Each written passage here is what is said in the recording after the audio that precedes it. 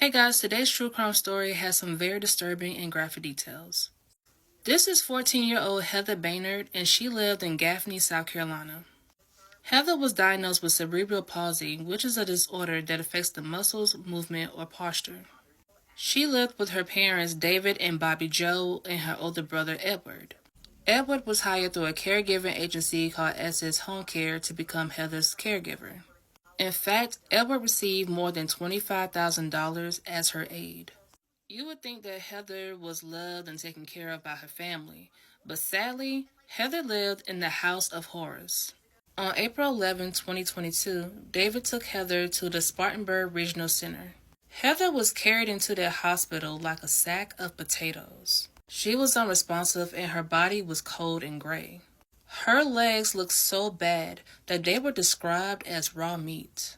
When David left her with the medical staff, he showed no emotions. He was literally on his phone the whole time. The police got involved, and when they went to the Baynard's residence, they were shocked and disgusted. There was a lot of trash piled up and urine and feces everywhere, and yes, you guys, this is their home. They had a total of 40 cats and dogs, and as you can imagine, the dogs and cats were in terrible condition and malnourished. The police also found a few dead animals. Sadly, that night, Heather Baynard died from her injuries and infections. David, Bobby Joe, and Edward were charged with murder, child neglect, and infliction of great bodily injury upon a child. In October 2024, David and Bobby Joe Baynard was sentenced to life in prison, and Edward was sentenced to 30 years in prison. I've said this before, everyone does not deserve to be a parent.